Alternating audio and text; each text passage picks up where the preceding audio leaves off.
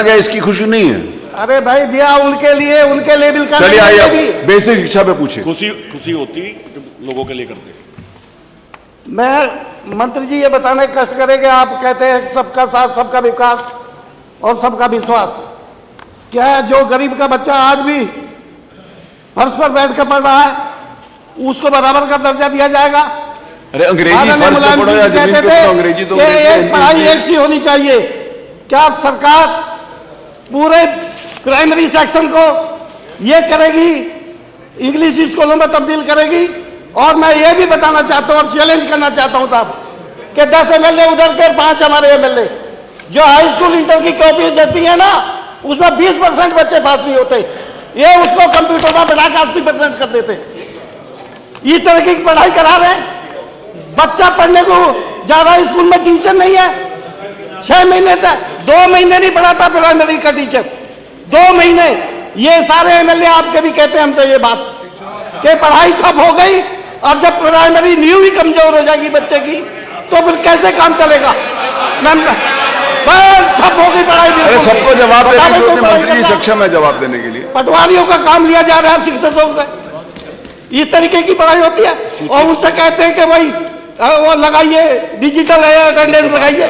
कितने आदमी कर रहे हैं डिजिटल अटेंडेंस? ऐसा क्यों आप प्रावधान लाते हो? शिक्षकों के विरोध में क्यों बोलते हो आप? अरे ऐसा प्रावधान क्यों लाते हो? अगर 2 मिनट भी लेट हो जाए, कहीं तो इंटरनेट नहीं आता, कहीं कुछ नहीं आता, तो उनको क्यों आप दबाना चाहते हैं? मैं ये सरकार से पूछना चाहता हूँ माननीय मंत्री जी से, क्या सबको एक जैसी पढ़ाई देंगे? नहीं तो क्यों? माननीय मंत्री जी पर्चा खोया गया वहां पे क्या दिखा रहा। माननीय सदस्य ने परिषदीय विद्यालयों में अंग्रेजी को एक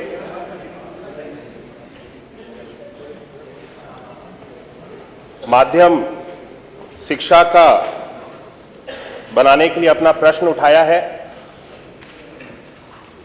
मैं अवगत कराना चाहता हूं आपके माध्यम से कि बेसिक शिक्षा विभाग के अंतर्गत राष्ट्रीय शिक्षा नीति लागू होने से पहले तक इस प्रावधान को बनाया गया था कि जो शिक्षा का माध्यम हो वो अंग्रेजी होना चाहिए और उसके अंतर्गत लगभग 12,279 विद्यालयों को इंग्लिश मीडियम के रूप में बनाया गया था और उसको जो पठन पाठन का कार्य था वो अंग्रेजी माध्यम से किया गया था।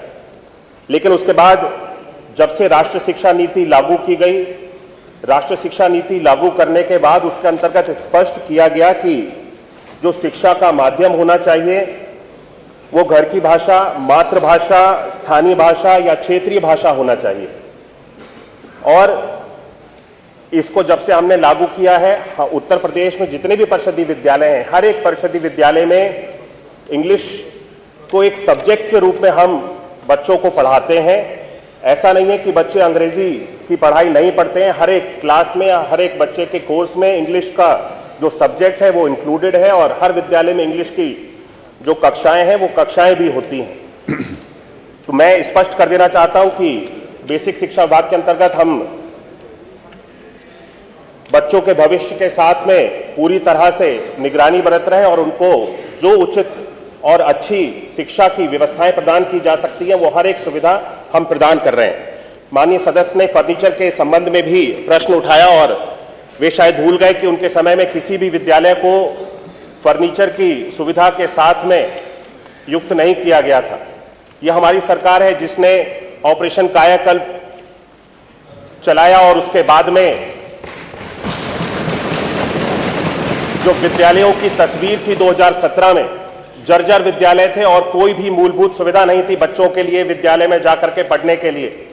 हमें 19 डिफरेंट पैरामीटर्स में ऑपरेशन कायाकल्प चलाना पड़ा, जिसके बाद परिषदीय विद्यालयों की तस्वीर बदली और उसके बाद फर्नीचर पे भी हम सब लोग कार्य कर रहे हैं। आज 65% विद्यालय उत्तर प्रदेश में ऐसे हैं जो फर्नीचर से युक्त हो चुके हैं और इस वर्ष मैं सदन में आपके माध्यम से सभी लोगों को बता देना चाहता हूं कि इस वर्ष हम परिषदी जितने भी हमारे विद्यालय हैं हम 100% फर्नीचर के साथ में अपने विद्यालयों को युक्त कर देंगे। Thank you. प्रश्न संख्या 3 डॉक्टर रागिनी।